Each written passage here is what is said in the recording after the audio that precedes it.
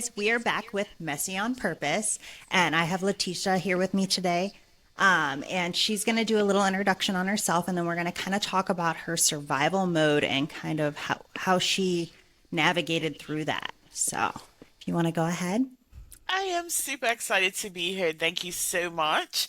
So, I'm Leticia Francis, otherwise known as the Survival Mode Disruptor. So, yeah, I made a living out of discussing survival mode, and I facilitate unapologetic transformations for women who are ready to exit survival mode. I love having conversations around the residual impact of trauma because I don't think we talk about it enough.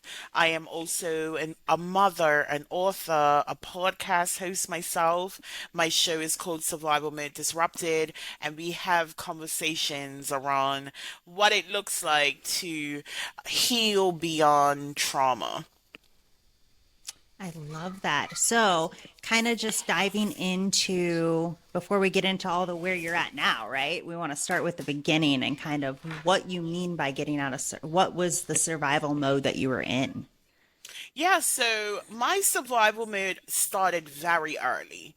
At 7, I was told by my father that my birth was the reason for him and my mom's divorce. And that created a narrative for me that perpetuated for about 3 decades. Around the same time, I was molested. And because of that conversation with my father and the way that I processed it, I became very resentful of my mother, who was my primary parent. So I never told her about what was going on. Um, but as a result of that, I think I was introduced to sexual attention very early. And by the time I was 12, I was raped, and that was how I lost my virginity. But I was very promiscuous as a result of growing up in the middle of two family units. My mom got remarried and had children. My father was remarried and had a family unit. And both of my parents of spouses wanted nothing to do with me. So I spent years looking for love simply because I didn't feel like I was loved. And I got a lot of attention. I was a child that matured very early. So by the time I was 12, I looked like I was 22. Um, and I got a lot of attention from men, older men, right? So by the time I was 14, I had been introduced to a man that was more than twice my age. He groomed me, and um, for years, he was my safe space.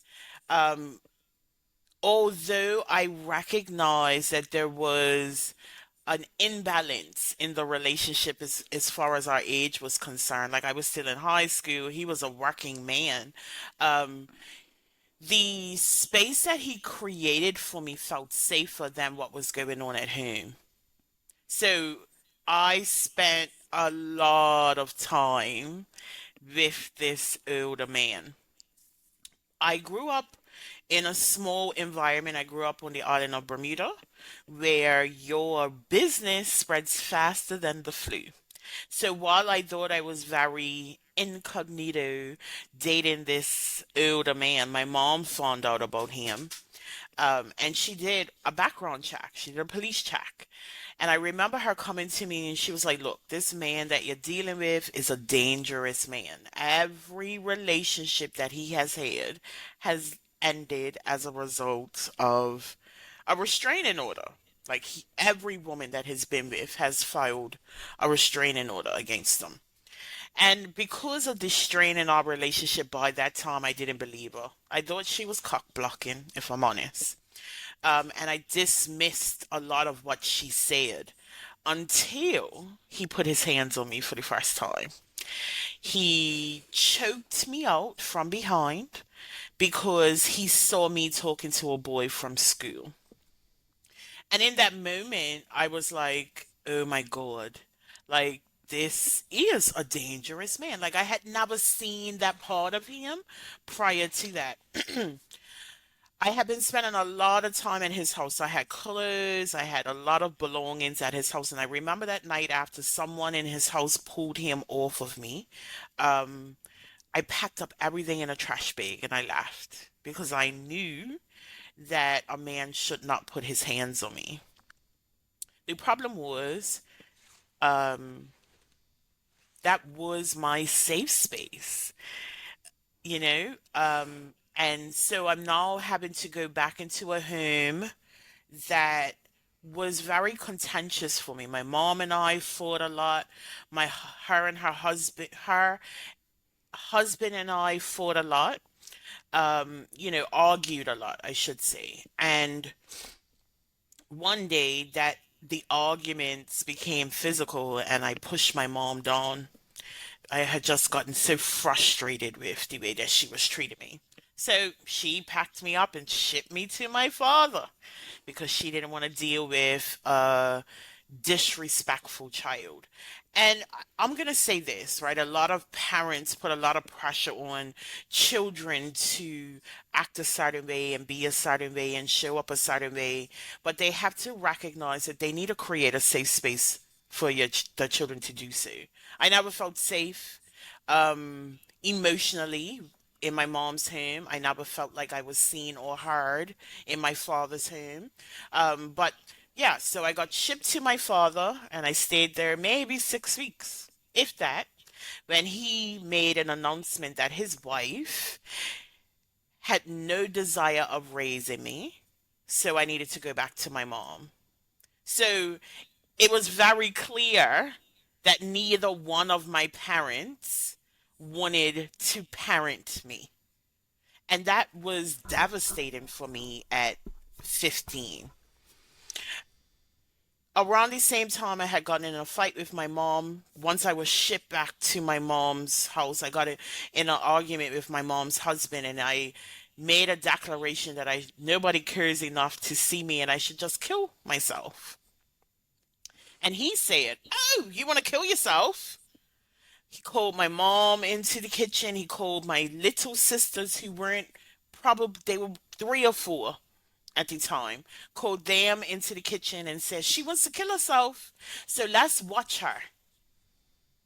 And I attempted suicide in front of my whole family. And no one stopped me. My mom didn't stop me.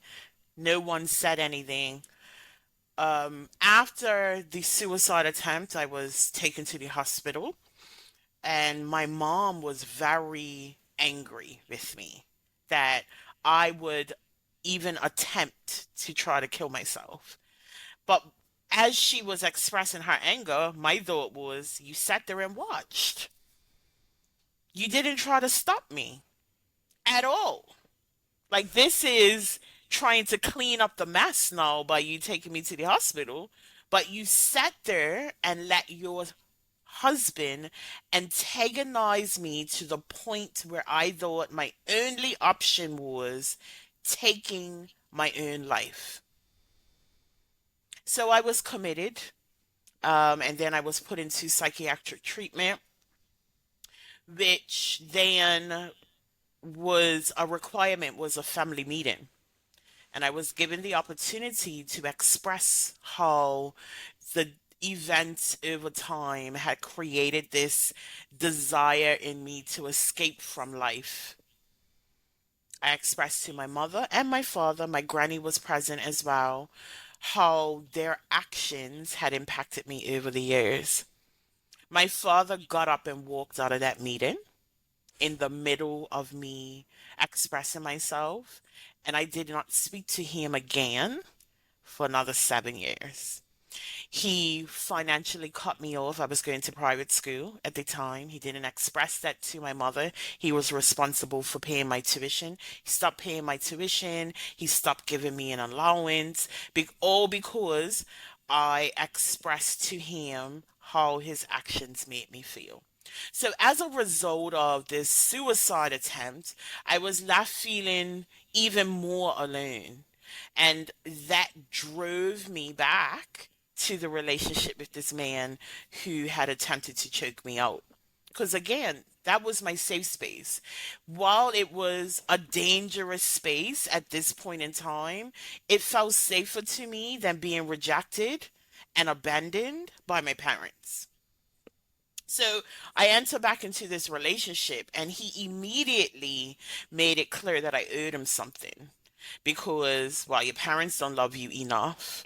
So, like, you have to do as I say. You have to show up as I say. You need to be quiet. You need to do all of these things. And I complied because I wanted the safety, the emotional safety. He made me feel seen and understood, and I didn't understand that he was using that as emotional leverage for me, right? I didn't know what was happening. He used that to control me in many ways. Several months later, my mother kicked me out of her house, and gave me pretty much a restraining order. It was a letter from her lawyer telling me that if I returned to her property, I would be arrested and removed. How old were you at this time? I was just 17. So, because of the contention that I had with my mother, my father isn't speaking to me. My mother's family chose my mother's side because clearly I'm the teenager, clearly I'm the problem, and I was essentially homeless. So I moved in with this man that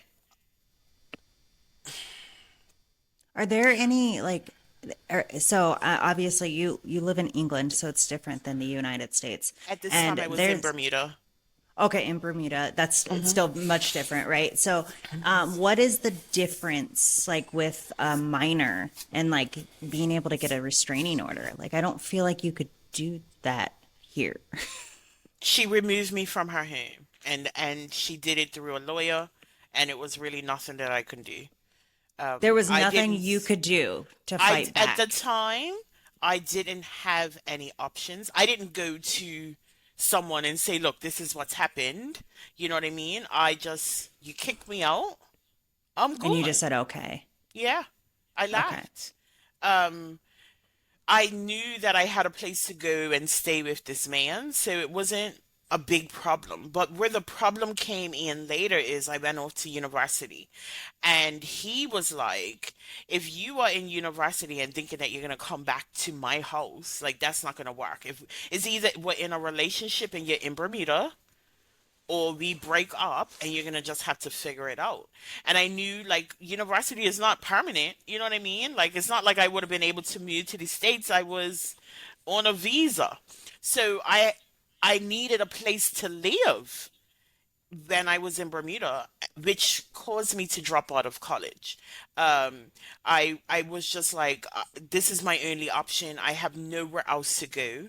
I was not old enough to get my own place in Bermuda, right? So I had to comply with his wishes. I dropped out. I moved back to Bermuda, and I married him. So once we got married, the abuse ramped up immensely. He expressed ownership very overtly, right? Like, I own you now. You're my wife. You need to obey me. And if you don't obey me, there were consequences. And I followed along for years because I was still underage. In Bermuda, an adult is 21, right? I was Okay. still underage. So I couldn't go get my own place. I couldn't even, get bills in my name yet. So I had to deal with the circumstances that were presented to me at the time. But I eventually got a job in law enforcement. Hmm. And most would think, okay, she's in law enforcement now, this is her escape. What actually happened working alongside the police? I wasn't a police officer, I was a customs officer, but I worked alongside the police. And I think I was very naive to what the police stood for, right? I'm working alongside people who would come to work and tell everybody on shift what they saw in the course of their their own work. So if they had to go to someone's house and someone's house was messy or it was drama, everybody on shift knew about it. What that highlighted to me was the police aren't safe. And there were times where I was being abused that I wanted to call the police, but I didn't trust that my business would not be spread around Bermuda. There So I wasn't stayed quiet. anyone there wasn't anyone there that you trusted at all, like nobody you befriended or anything. No. My trust for people was very minimum. I think at that point I had seen a lot of disappointment. I learned very early on that the way that I carried myself was a threat to people. I'm a very opinionated person, very out I'm loud. I'm in your face. I'm obnoxious to many people. And people didn't like that. I was still, remember, I'm not even 20 at this point in time. So the way that I presented myself has always been a threat to the adults in my life. Always. Adults, especially in the 80s, did not appreciate leadership skills from a child. I grew up in an era where I was to be seen and not heard. And even when I moved into the law enforcement, I was the youngest person that they had hired in over 15 years. So I'm this teenager, this young child coming into a department with opinions that were not received well, right? So I learned to perform. I was dealing with a lot of abuse at night. My husband used to keep me up hours in the night, threatening to set me on fire. He used to pour water in my ears to torture me at night. And then I would have to go work and work for 24 hours and deal with people that I didn't trust until it all came to a head. One day I was attacked by my husband and he tried to barricade us in the house. And I knew that if I didn't get out, that it would have been life or death.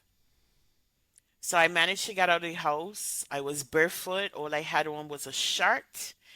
I ran to a family member's house and they immediately called the police.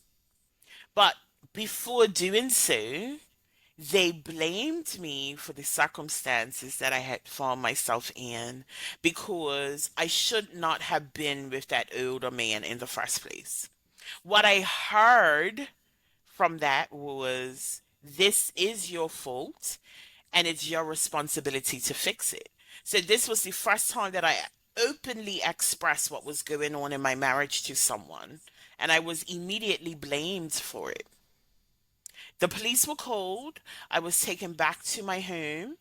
My husband then threatened to kill himself. So the attention went off of me onto him.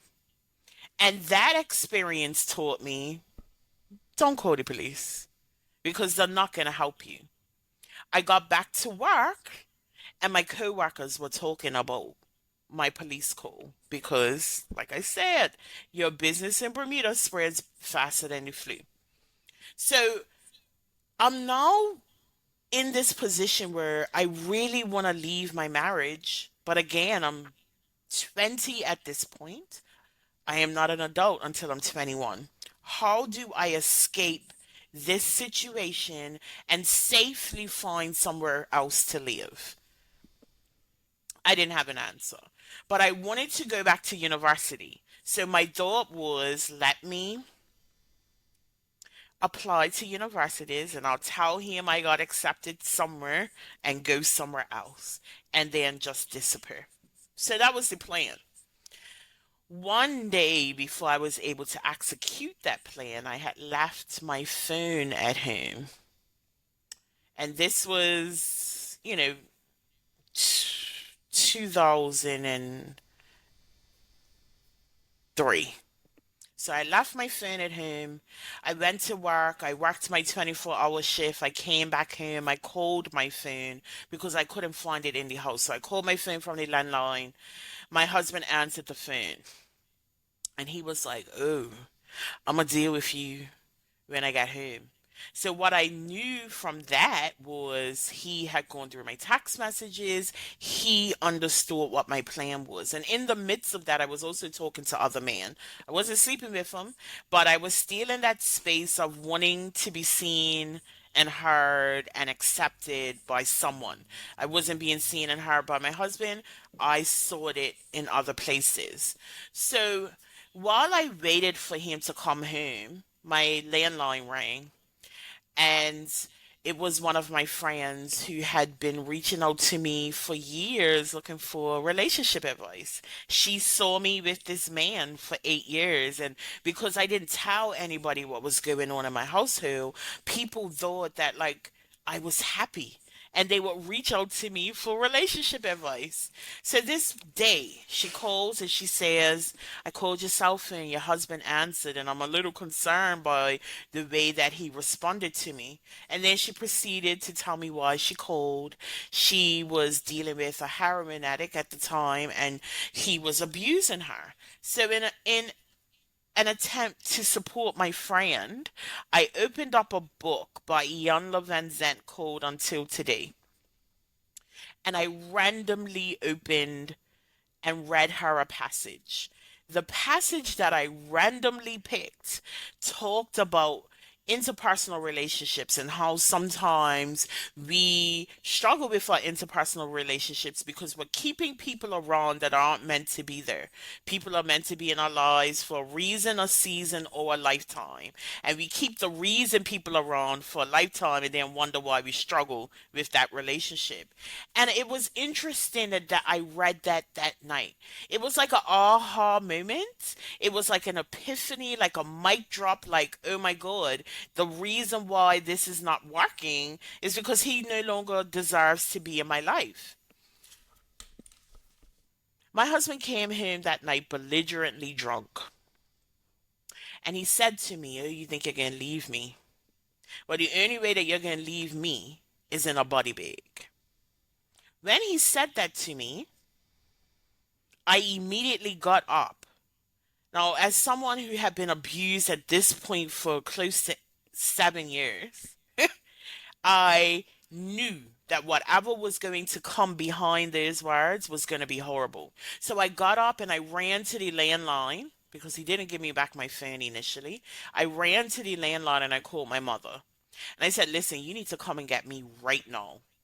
Like I knew whatever is about to happen is going to be horrible and I need to get out of her. He came behind me and ripped the landline out of the wall. And he told me again, "The only way you're leaving this house tonight is in a body bag." That is when I realized that he had a knife in his hand. So he barricaded us in the bedroom. That was his favorite thing to do, barricade us in a room somewhere. And he proceeded to try to attack me. And whenever I talk about what happened that night, it was him. It's like I was watching myself. It was like an out of body experience when they talk about dissociation. Like I dissociated. It was like I was watching a movie. Um, he attacked me several times, and I never recognized at that point that I had been stabbed. However, someone who we were living with at the time came home, heard the commotion, and managed to break through the door that was barricaded. And I ran out. And he followed behind me. He tried to continue stabbing me. And the person that we were living with was his friend, and his friend was like, "Look, you gotta go." Because the last thing I need in this moment is somebody calling the police. So I was kicked out of this house in the middle of the night. Again, didn't have much clothes on. It was raining. I really didn't know what it was that I was going to do. And as I stood there in just like complete shock that this was how my night had trans transpired, my mom pulls up. And as I'm standing there, I feel this warmness running down my body. But again, hadn't recognized that I had been stabbed. I didn't realize that it was my blood that I was feeling until my mom was like, "Oh my God, you're bleeding up!" Like, "Oh my God." So she wanted to immediately leave, pack me up in the car and leave. But as my husband heard my mom approach us, um, approach the house, he started throwing my stuff out the window. And it was like a muddy yard. So all of my stuff is going into the yard completely muddy. In the process, he threw out this bag that contained close to $20,000 worth of Louis Vuittons in it. Because one of the things that he would do to show me that he was sorry was go and buy me a Louis Vuitton bag. And I kept it all in one space, but he chucked the bag out of the window and I saw it and I immediately picked it up and tried to put it in the car. He recognized that he threw the Louis Vuitton bags out of the window. He comes outside and starts unpacking the car, trying to get the Louis Vuitton bags back. And I, in a moment of craziness, actually try to fight him for these bags until my mama was like, "What are you doing? Like, this man could kill you. Get in the car." So I did. And she immediately wanted to go to the hospital. But I knew if I went to the hospital in the condition that I was in, the police would immediately be called. So I was like, "Mama, we can't go to the hospital." She was like, "What you mean?" I said, "Mama, we cannot go to the hospital. The last time the police were called, everybody at my job knew my business, and we're not going down that route this time." So I convinced her to take me to her house. We managed to stop the bleeding. Um, I promised her that I would go to my doctor and get stitches. Um, my doctor had been taking note of the injuries that I had as a result of my abuse. And I never told her that, but I remember when I was very, very young, someone got killed by their husband in Bermuda. And the doctor was a key witness because she had been going to the doctor and reporting her injuries. So I did the same just in case anything ever happened to me. There was evidence for years that I had been attacked by my husband. So that was the plan. I would go to the doctor in the morning, let me just get some rest, let me clean up all this stuff that was all muddied. That was the plan. But they say you make a plan and go at last. My mom, about an hour into us being at her house, she comes and says, "I don't know what you're gonna do, but you cannot stay here." After This all that. is, after all of this is literally the worst day of my entire life. And once again, I am being abandoned by my mother. So I made arrangements to leave her home. I ended up going to a women's resource shelter, and that's where I stayed for the next 2 months, trying to piece my life back together. Um, I had a second job at the time, and the person that I worked with at that second job was able to get me housing through a friend. I And interesting enough, I still was not 21 at the time. I was still 20. So I had to get people to sign off on bills for me. I had to get guarantors for bills. And this is the first time I've ever lived by myself and still having to piece the pieces back together on my own. I filed for divorce. I moved on. But what I was left with was recognizing that I didn't know who I was. I didn't know how to figure out who I was. And I was stuck with very negative opinions about myself and my marriage.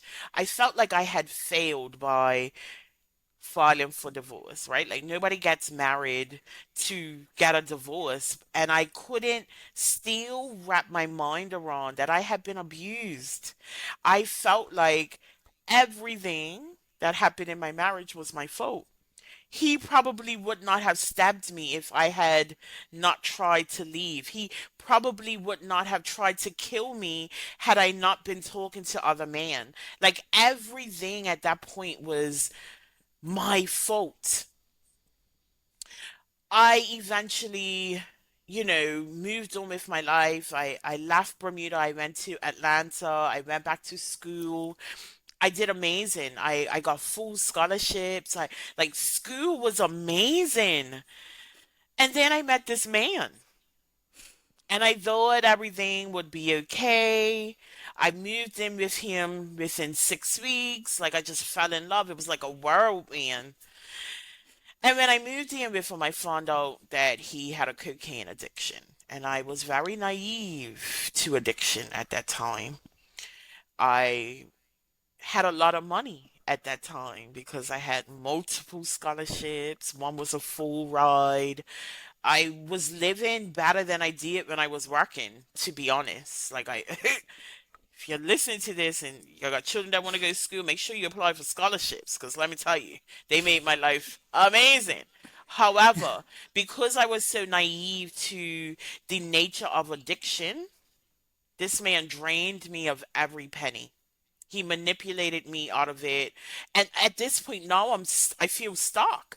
I was in that relationship for 3 years, and every time I got money, he made a way to drain me of that money. So much so that there were times where I was sleeping on the floor in a house that had no electricity, no water, no food. Um, why? Right? And I was too ashamed to admit to anybody that, again, I'm in a very bad position. That relationship ended as a result of me meeting his wife. And we lived together for Wait, he three was married years. Yes, he was a- married. and you didn't know? I did not know. And I was around his family. Like I spent Christmas, Thanksgiving, Easter with his family. And I did not know that this man was married in another state.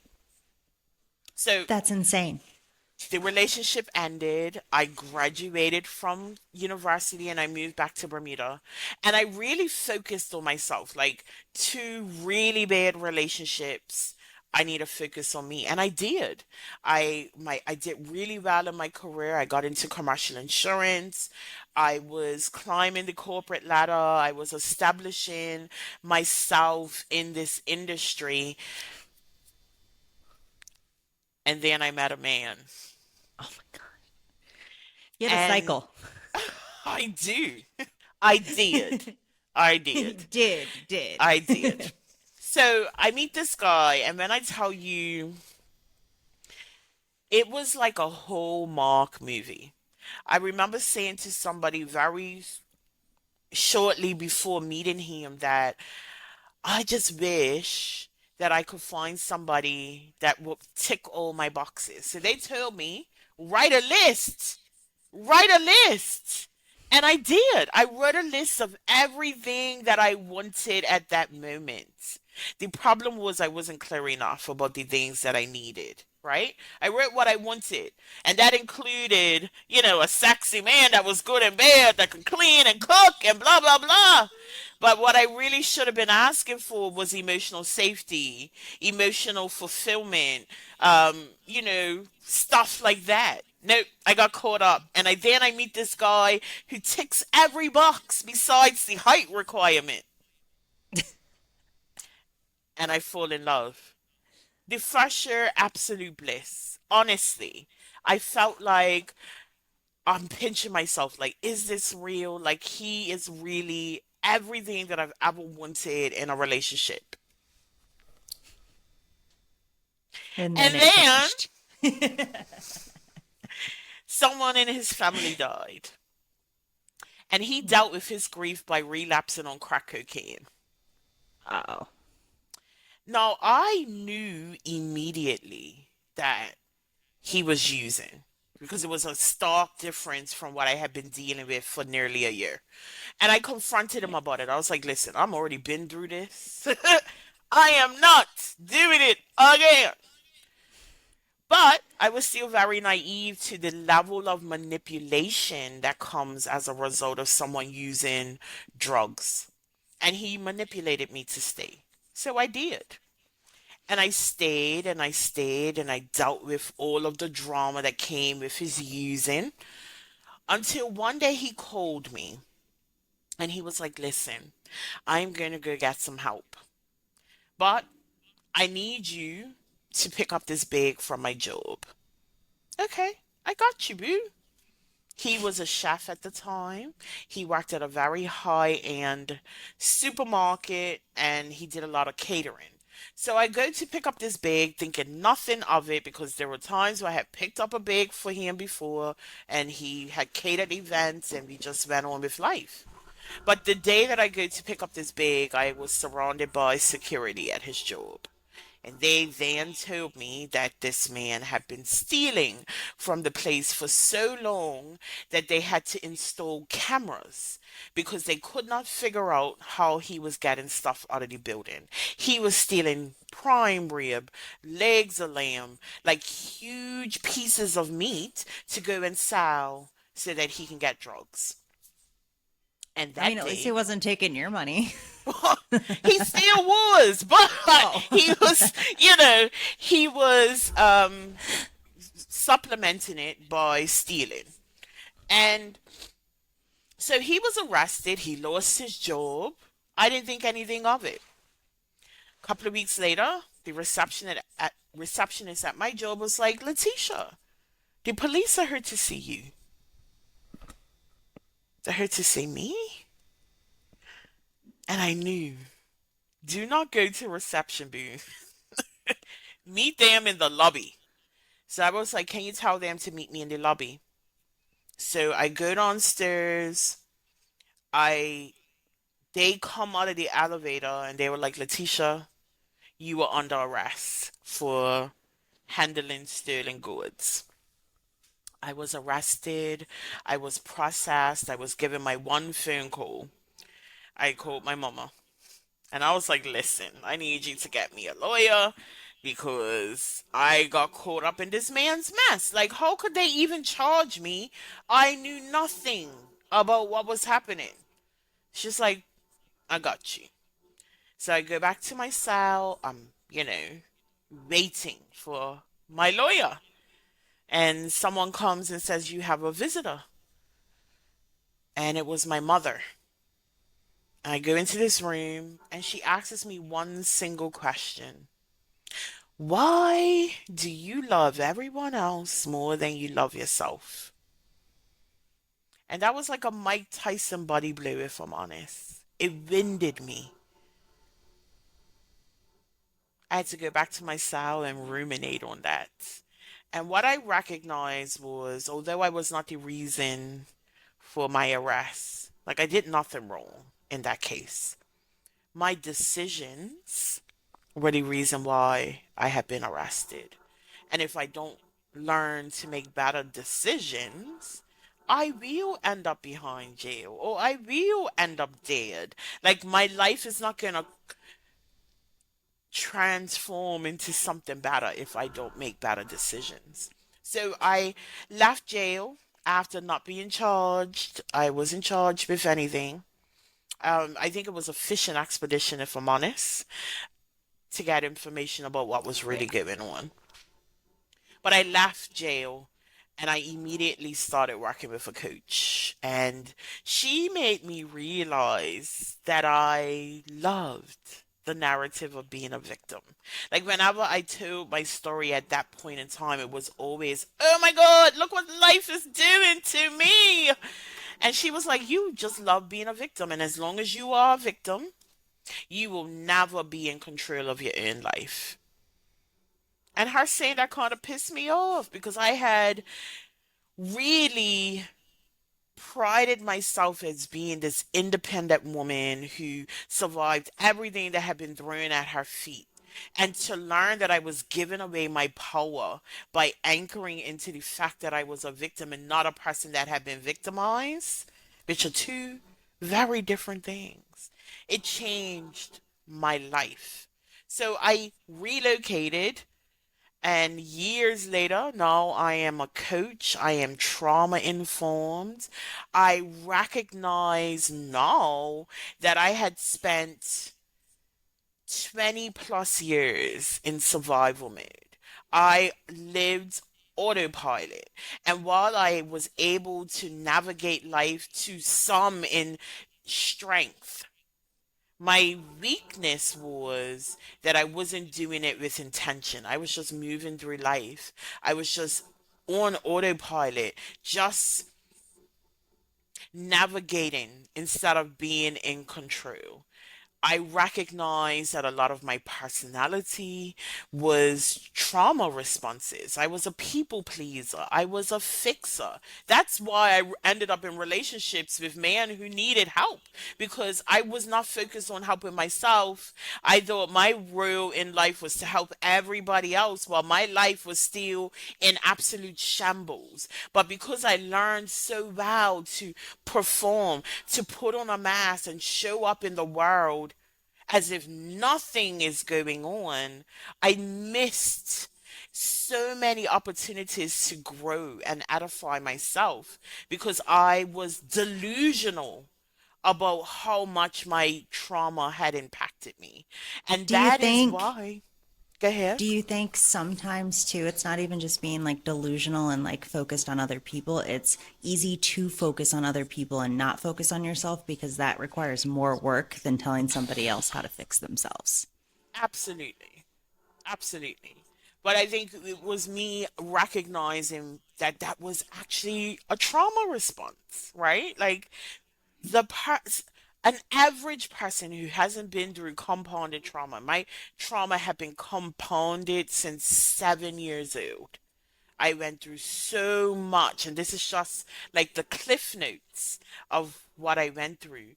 But I picked up survival identities. I picked up identities that allowed me to survive the events that I found myself in, the circumstances that I found myself in.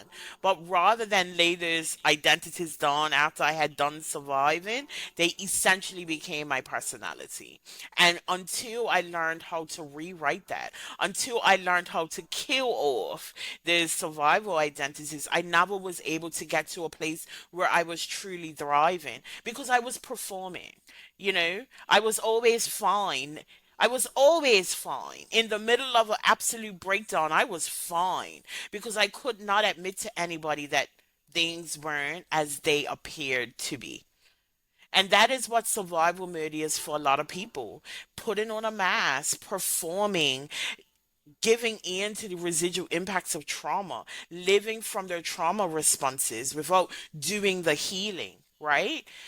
And that's why now I call myself the survival mode disruptor.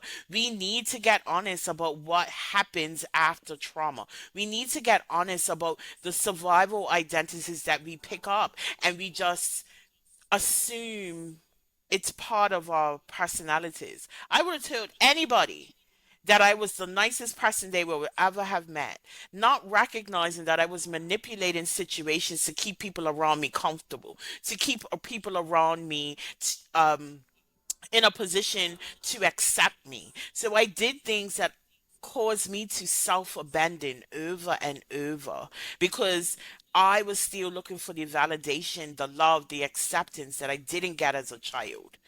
So my journey was getting clear on what it is that I wanted, getting awareness, first of all, of why I was doing the things that I was doing and how my trauma was showing up in my life.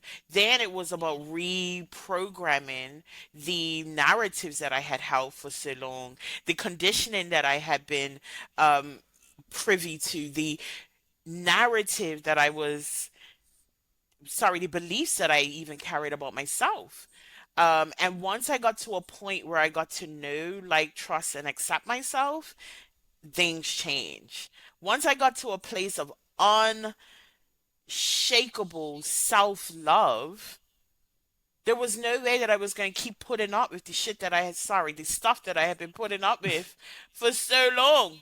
Because now I prioritize me and my needs, not me and my wants or me and the things that I felt would keep everybody around me comfortable. And thus, them being comfortable, they will finally accept me, you know? So I contorted myself for years for external acceptance. And it wasn't until I learned to accept myself that none of that mattered. Now, what were the steps that you took to get start the process? It was definitely just being honest with myself. Honesty and full responsibility. No more passing the blame to someone else. For many years, I blamed my parents for the things that I had experienced, right? Because only if they had loved me enough, only if they didn't put the spouses before me, only if dot dot dot, right?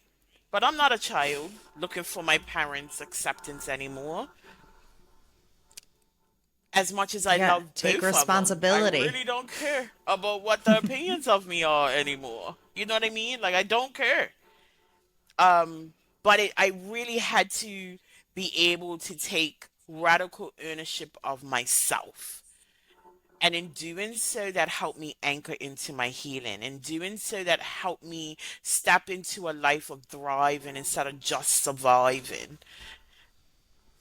And I think a lot of people struggle with getting like kind of soaked up by all the things they have going on and sitting in that victim mentality.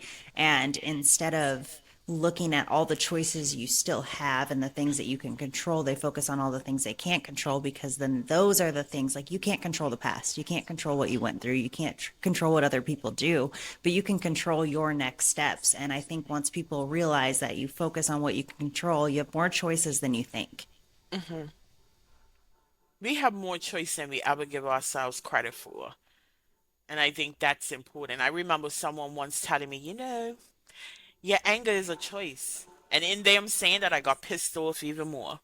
But then there was this reconciliation in my healing. Like I always talk about, the biggest aha moment for me was understanding the connection between my thoughts, my emotions, feelings, and actions. I never knew how intertwined those were. I didn't recognize that I can change the way that I think. A lot of people don't recognize that we recycle 95% of our thoughts day to day. So if we're not challenging our thoughts in any way, we stay stuck. You know, we holding on to 20-year-old narratives. We stay stuck until we learn how to reprogram, until we learn how to challenge our thoughts. And once I learned that, like that was something that I did every day. Every time a thought popped up that I didn't like, I would literally say out loud, "No, no, we're not giving there, girl. Nope." And I would actively work on changing the way that I thought about things. We hold on to narratives, we have a perception that becomes our reality. And if we never challenge that, the way that we view the world will never ever change. And it's not even controlling your thoughts. You have to control your emotions too. So it's Hmm. like how you react to those thoughts. So by saying no, not going there is different than just kind of letting it play out. Absolutely. So okay, so you started working on yourself, and then where what was like the turning point for you? Where did you feel like things have finally settled in and changed? It was recently, even though I had anchored very much into my healing and I championed that, right? And it became a way of life for me. I became a coach. About 3 years ago, my family and I were faced with an eviction. No fault eviction. We ended up homeless. We were homeless for 2.5 years. And I use that as an opportunity to travel, right? Like I can't find a home in the area that I want to live in England. So let's go to Spain. We went to Spain, supposed to be for 3 months. 2.5 years later, we were traveling back. We slow traveled through Europe. And I say with so much gratitude that that period of time of being homeless and just trying to figure it out as we could was a journey back to me. I sat in silence a lot and got very clear about my purpose and why I was actually here, right? And that clarity gave birth to me really pulling back the layers. I think my first round of healing took care of the surface stuff. My second round of healing took care of the next level. But being homeless for 2.5 years and facing my biggest fear, because like I had been in commercial insurance at that point, well, prior to that point for 13 years, and I decided to go full time in my business. And going full time in my business, I think, amplified my healing in ways that I didn't imagine. Like I tell anybody, you wanna work on yourself, start a business, because like all of your faults, all of your dysfunction comes to the surface. So starting my business was a complete upheaval. Like everything changed for me. But it wasn't until I was homeless that I had the space to really truly be honest with myself about how I was showing up in the world and how much my trauma responses was still showing up in me. You know, that 2.5 years was a journey to self and a realization that I actually could put down the survival identities. I was not a soft person prior to that trip. I was always in my masculine energy prior to that trip. I was always ready to fight prior to that trip. And all of that changed as a result of me being faced with my biggest fear, homelessness. And it was one of the reasons why it took me so long to walk away from my corporate job. Because, like, I leave my job where I'm making really great money, I'm going to end up homeless. And I did. But it gave birth to the biggest lessons that I could ever imagine. And there is this level of gratitude for it. You know, sometimes we anchor into our circumstances. Life is happening to me. Oh my God, look. Every step of my journey happened for me. And it created a woman who I am so proud of today.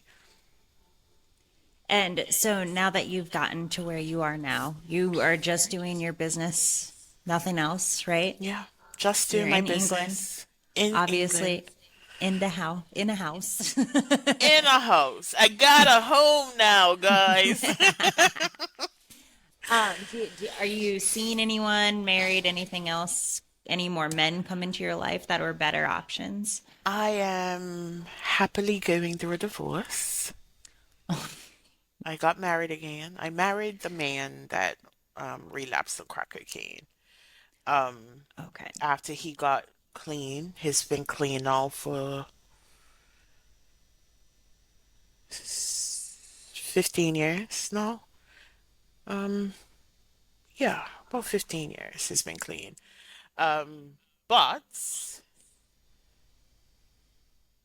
I decided to walk away from that because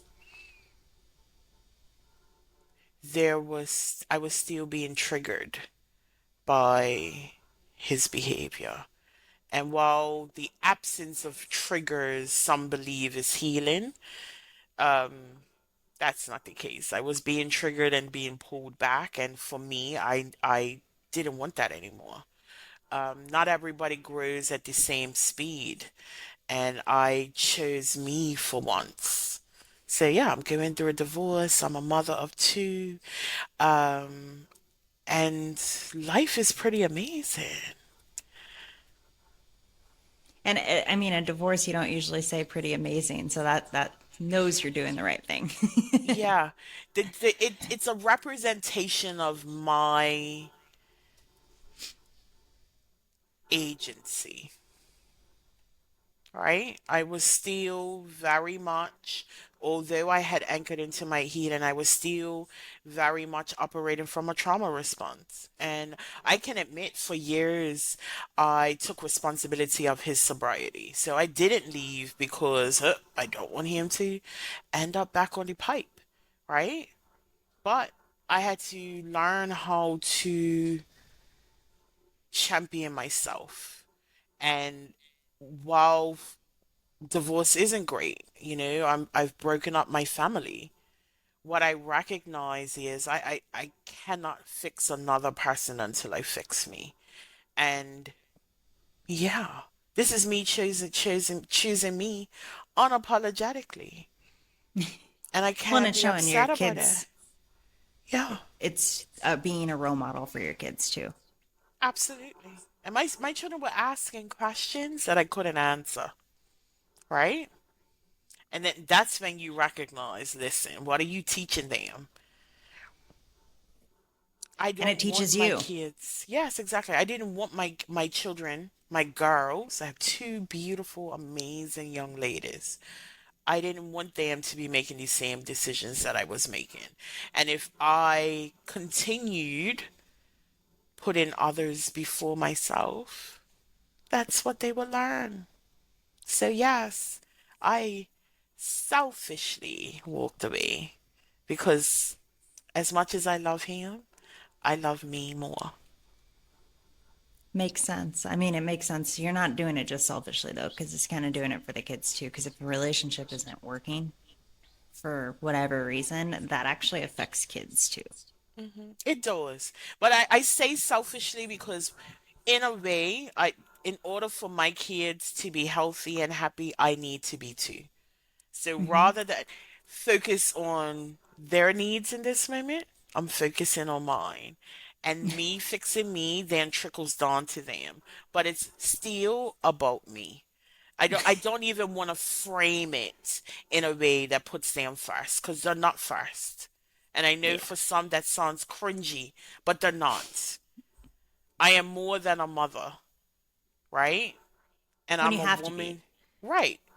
But across the board, I'm more than a mother. I show up for my children 100%, but I am more than that.